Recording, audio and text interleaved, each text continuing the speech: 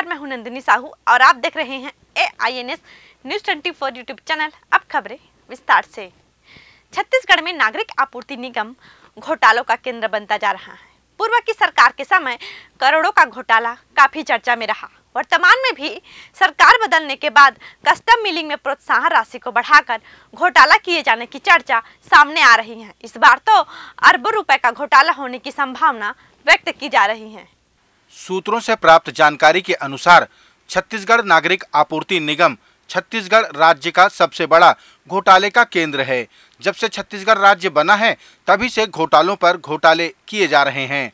यहाँ के अधिकारियों द्वारा रकम का एक बड़ा हिस्सा छत्तीसगढ़ नागरिक आपूर्ति निगम के अध्यक्ष व खाद्य मंत्री तक पहुँचाया जाता है। जब भारतीय जनता पार्टी की सरकार थी तब कांग्रेस के लोग नान घोटाले के नाम से खूब हो हल्ला मचाते थे। छत्तीसगढ़ में 36,000 करोड़ का नान घोटाला हुआ था। सूत्रों से प्राप्त जानकारी के अनुसार छत्तीसगढ़ नागरिक आपूर्ति निगम में वर्तमान कांग्रेस सरकार के समय लगभग 3,000 करोड़ का कस्टम मिलिंग घोटाला होने की चर्चा है। वर्ष 2020-21 में अरवा चावल की मिलिंग दर प्रति क्विंटल 30 रुपये, 40 रुपये और 45 रुपये प्रोत्साहन राशि तय थी, जिसे वर्ष 2021-22 की दरों में इस प्रोत्साहन राशि को बढ़ाकर 120 रुपये प्रति क्विंटल कर दिया गया। बस यहीं से घोटालों का खेल शुरू हो गया। सूत्रों से प्राप्त जानकारी के अनुसार जो 120 रुपये प्रति क्विंटल मिलिंग की राशि तय की गई है, उसका आधा हिस्सा भ्रष्टाचार की भेंट चढ़ रहा है। छत्तीसगढ़ में करोड़ों टन धान की मिलिंग होती है और अरबों का घोटाला होने की संभावना है। मुख्यमंत्री के अनुसार इस वर्ष 1 करोड़ 10 लाख मीट्रिक टन धान खरीदी का लक्ष्य रखा गया है। इसी से अंदाजा लगाया जा सकता है कि घोटाला कितना बड़ा है। 1200 मीट्रिक टन प्रोत्साहन राशि में से 600 मीट्रिक टन के हिसाब से बंदरबाट किए जाने की चर्चा है। सूत्रों से मिली जानकारी के अनुसार केंद्र सरकार के द्वारा तय धान के समर्थन मूल्य के साथ सभी खर्च केंद्र सरकार वहन करती है। इस घोटाले की जांच किसी केंद्रीय जांच एजेंसी द्वारा कराई जानी चाहिए, क्योंकि यह एक गहन जांच का विषय है। नारायण शर्मा की रिपोर्ट। शाहरुख खान और दीपिका पादुकोण अभिनीत फिल्म पठान का एक गीत रिलीज होते ही बवाल मचाने लगा है। फिल्म के गीत में दीपिका पादुकोण के कॉस्ट्यूम को लेकर चर्चाएं जोरों पर हैं। मध्य प्रदेश के गृह मंत्री नरोत्तम मिश्रा ने इस गीत को दूषित मानसिकता के साथ फिल्माया गया गीत कहा। शाहरुख खान और दीपिका पादुकोण अभिनीत फिल्म पठान का एक गीत फिल्म को बैन कराने की मांग उठाता नजर आ रहा है। इस गीत में दीपिका पादुकोण के ड्रेस को लेकर बवाल मचा हुआ है।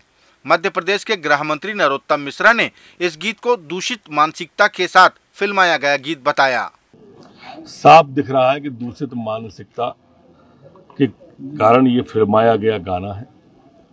वैसे भी दीपिका पादुकोण जी टुकड़े टुकड़े गैंग की समर्थक रही हैं, JNU वाले उसमें,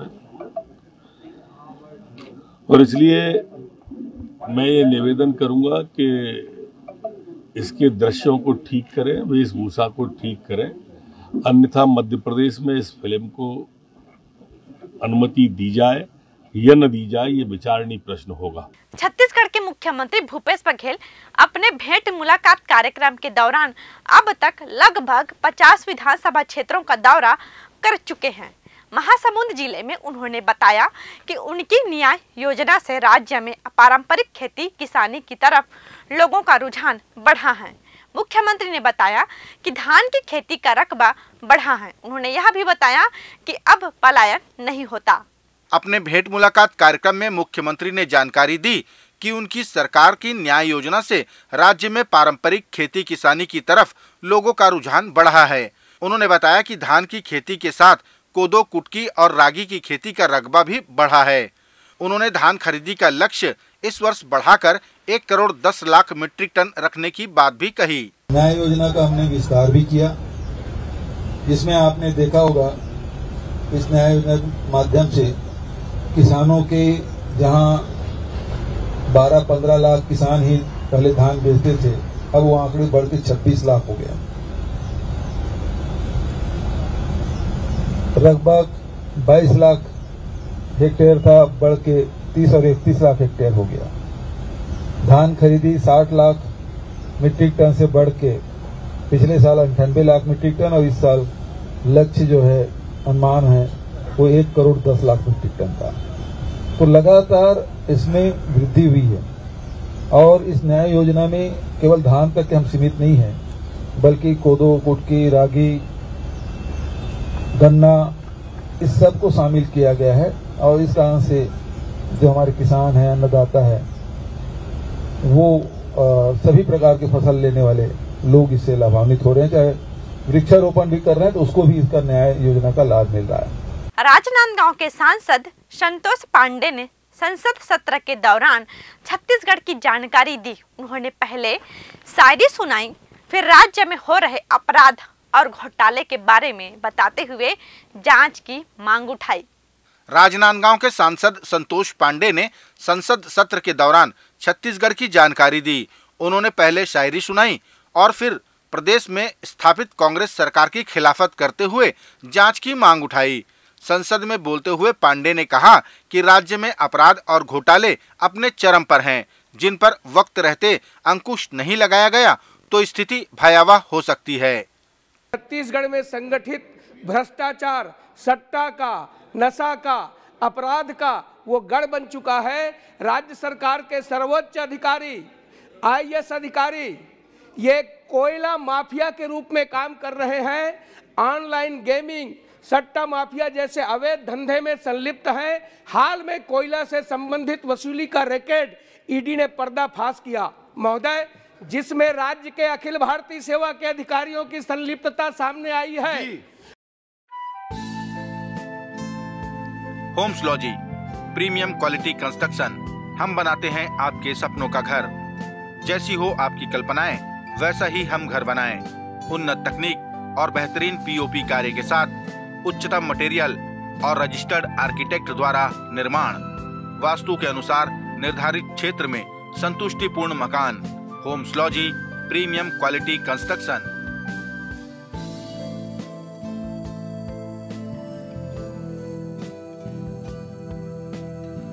वाह, मैंने ऐसे ही घर की कल्पना की थी।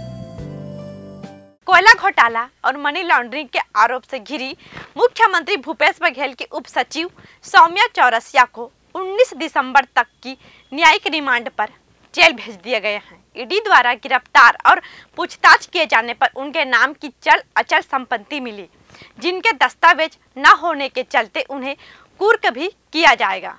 कोयला घोटाला और मनी लॉन्ड्रिंग के आरोप से घिरी मुख्यमंत्री की उप सचिव सौम्या चौरसिया को 19 दिसंबर तक न्यायिक रिमांड पर जेल भेज दिया गया है। अब वह 19 दिसंबर तक जेल में रहेंगी। ईडी ने सौम्या चौरसिया को गिरफ्तार कर पूछताछ की थी, जिसमें उनके नाम की चल अचल संपत्तियां मिली। उनके दस्तावेज न होने के चलते उन्हें कुर्क किया जाएगा।